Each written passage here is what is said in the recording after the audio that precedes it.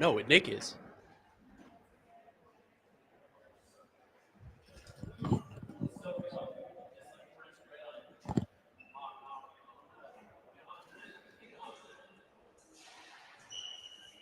Stop turning.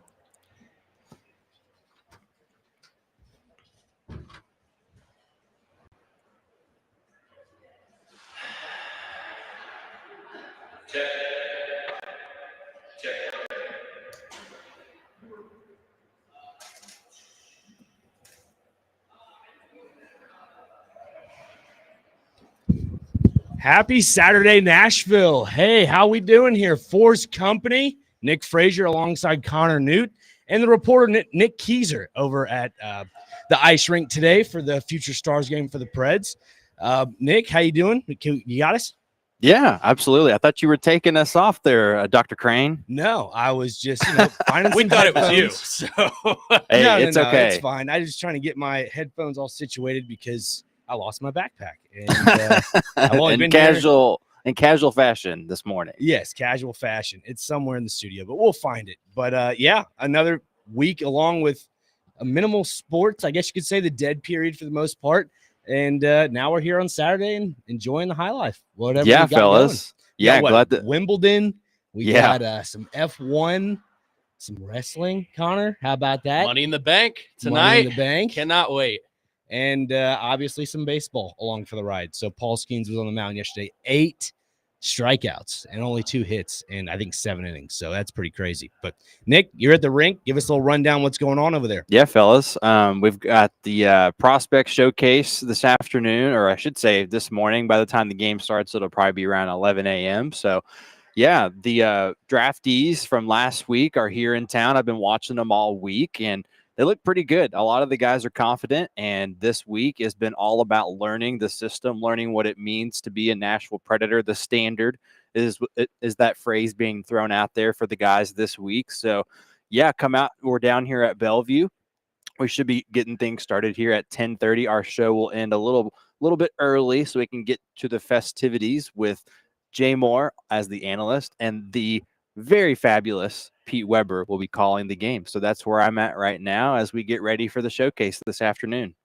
All righty. Perfect. I may or may not stroll down there in a little bit, just depending on my gas tank, first off. It's right in my neighborhood. You can carpool. There we go. Yeah, let's carpool. How about that? But yeah, a lot to cover today on the show. We're going to get into some Preds, obviously, some college football, some NFL. I mean, this is right up everybody's alley. It's the middle of the summer. Yeah, it is. And look, we want to know as well how your 4th of July was. And one question I thought of, and it's our question of the day this morning, guys. I want to get right to it. Text us at 615-737-1025.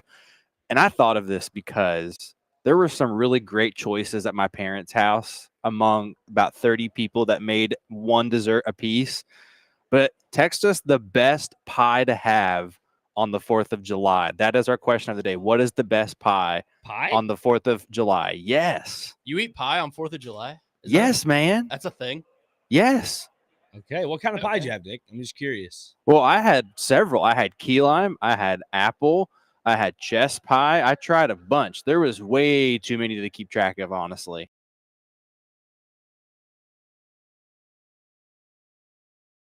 Okay. Well, man, no apple pie. I had some skews with some steak and chicken on it, and that was my dessert.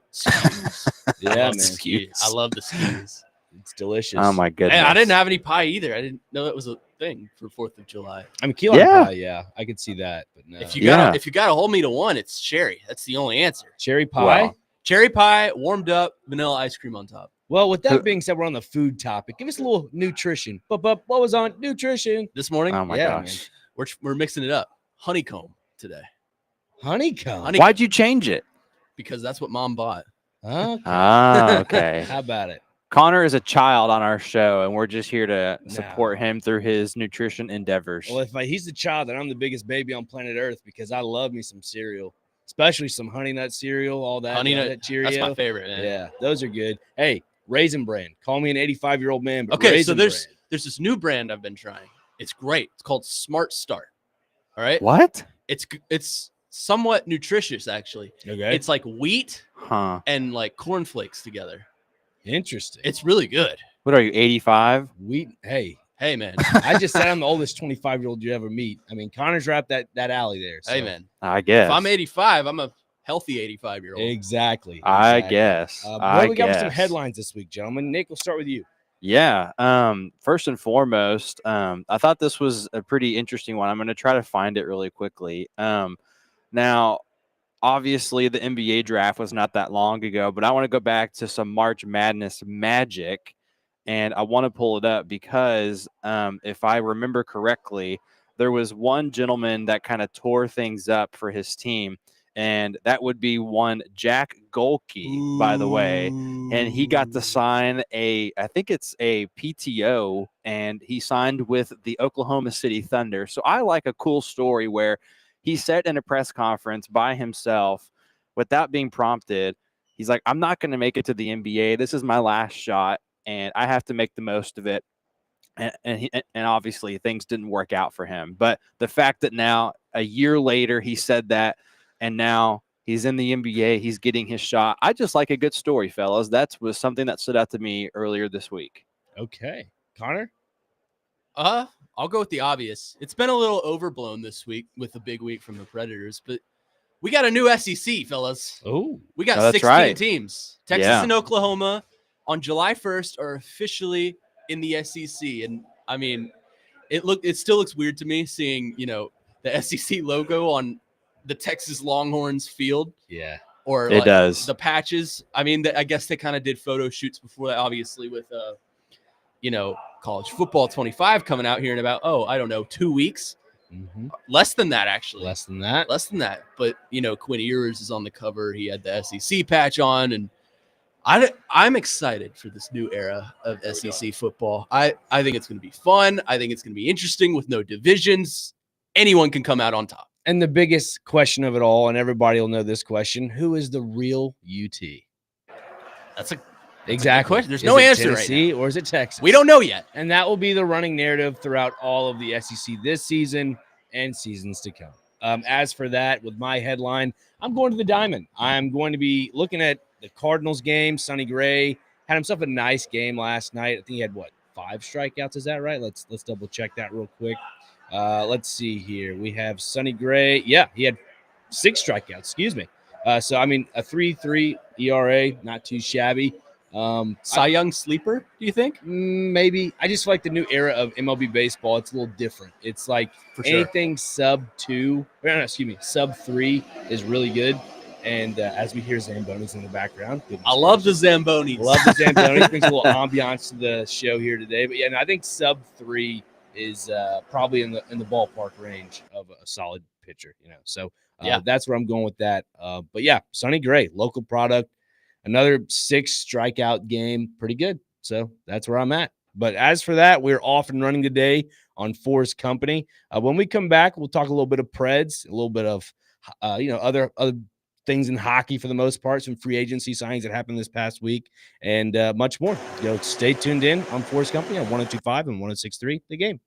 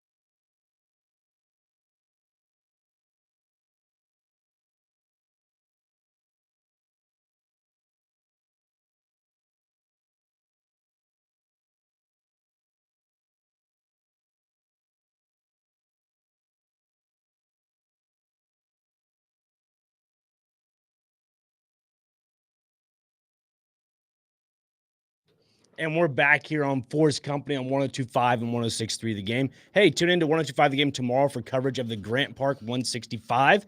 Coverage will begin at 2:30 with races starting at 3:30. Coverage also is available on the 102.5 The Game app and the 102.5thegame.com. And as for that, we actually have a caller already. I believe that is Adam. Adam, what you got for us, man? I was waiting for you guys to start talking about the Preds, man. It's pretty wild what happened this week in my eyes, man. I've been a big national sports fan for 25, 30 years, man.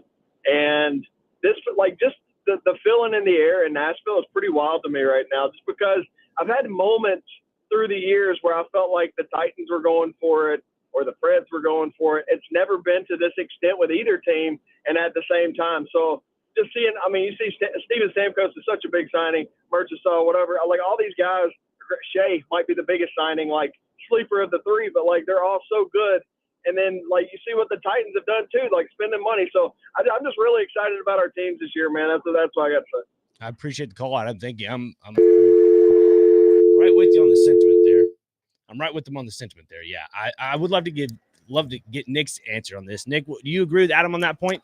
Yeah, I think it's a pretty fair point to make. I was actually listening back to the Barry Trotz interview with Willie and D Mace, which if you've not heard that and you're on the way to the rink right now, go check it out on anywhere that you get your podcasts. Great insight. But I think Adam has a point in regards to it being one of the best off seasons. And I briefly heard that call. We were actually testing out the anthem here, so I could partially hear his call, but yeah, I mean, look, Brady Shea was brought in. I heard that part. Brady Shea was kind of brought in to be the long-term, best defenseman because Roman Yossi's got 4 years left on his contract. So the Predators are playing it safe by adding a guy like that, knowing that he's good long-term for years and years to come. And not only that, they add Steven Stamkos, a proven commodity in the NHL.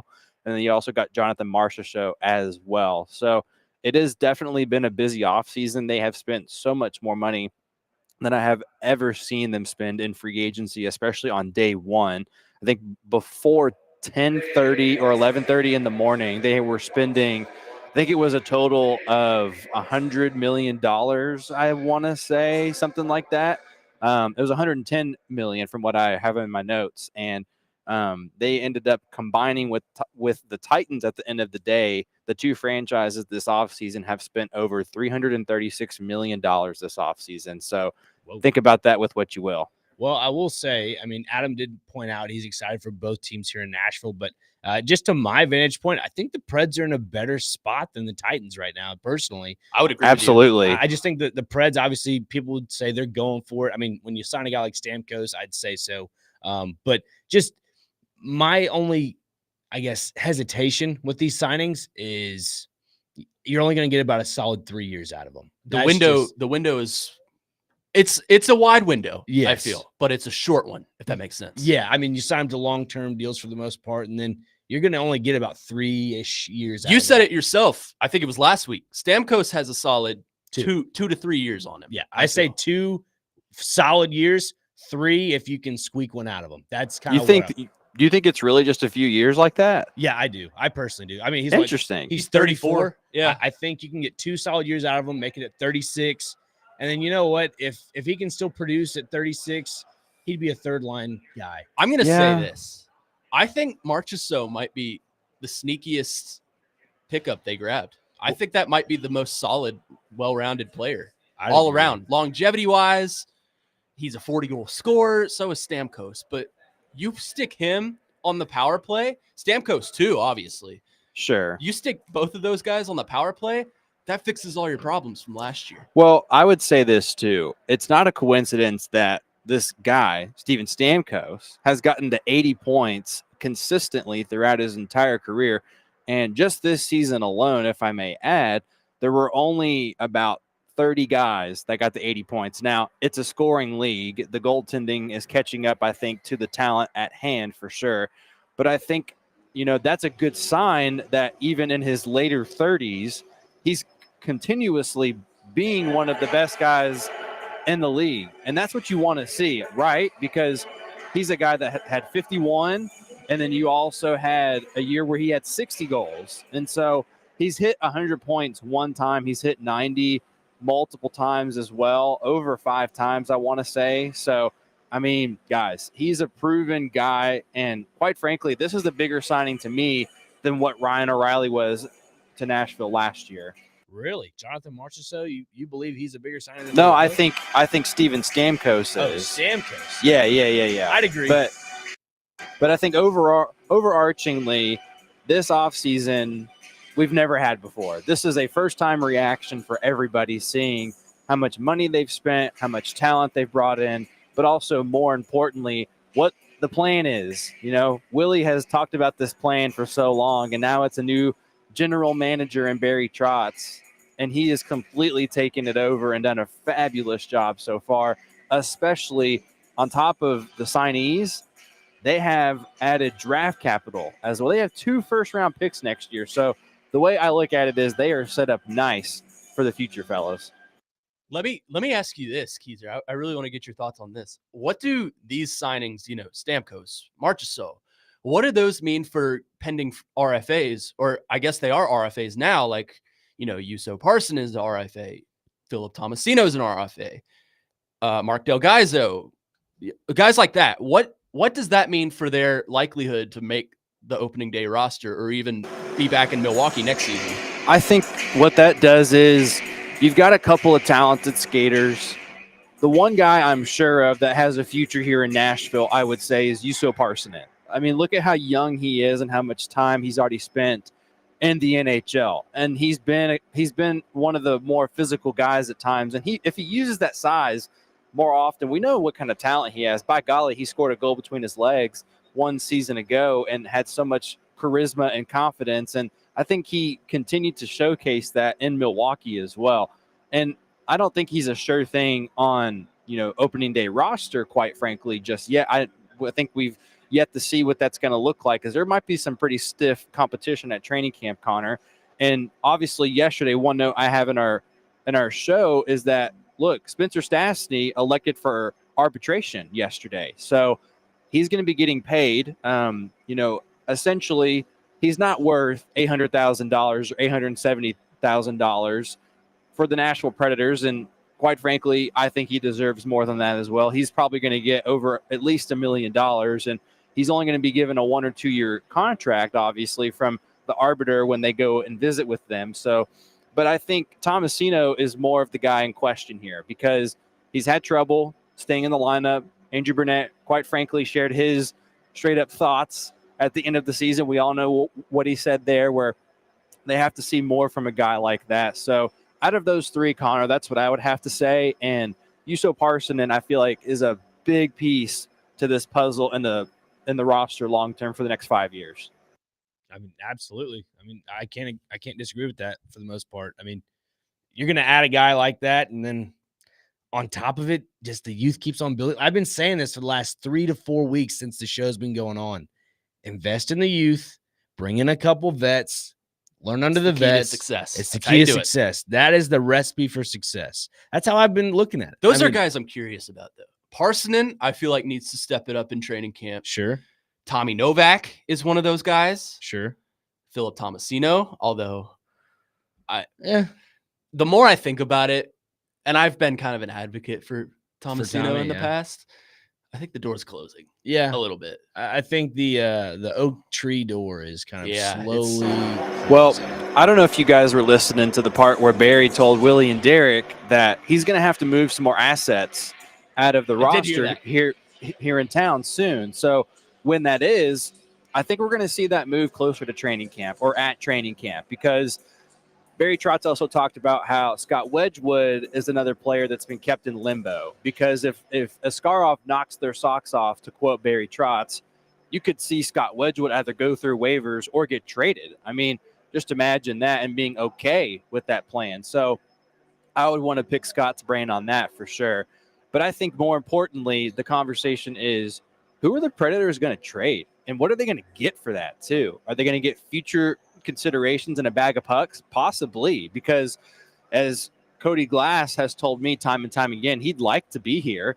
He would like to be part of this future long term. I mean, he was really excited about Marchessault because that was one of his first teammates ever, by the way. So could Cody Glass possibly be someone they hold on to? Is Dante Fabro a guy that they go ahead and move on from too? I think with the Predators keeping Spencer Stastny, that leaves in question for me. Why would you keep Dante Fabro? I think Fabro's future is more in question, and he might be a guy at training camp where if the Predators know what they already have and they could maybe get a draft pick for him, something for him, then I think they should probably do it in my books. If they were to flip an asset like that, a Fabro, and get, as you said, a bag of pucks, I think I'd be okay with that. Look at all the assets they have right now. I think next year, Barry said they have, 2 firsts? Yeah. 3 seconds, something like that. That's a lot. And they're not going to use all that next year. There's no way. And quite frankly, I don't think they're going to possibly use both of their first. Look at what kind of year that they might have. If this team gets to March, and this is a big what if, what if they get to March and they are one of the top 5 teams in the league? What do you do then? Do you buy and go get a pending UFA that's been tearing it up all year? I mean, you could use that draft capital and really utilize the talent that's on the market. Oh, you buy. Yeah, I bet say you buy. I mean, if it gets to that point, do you go after, I guess, and we're just really looking to the future here, and Nick, please help me with this.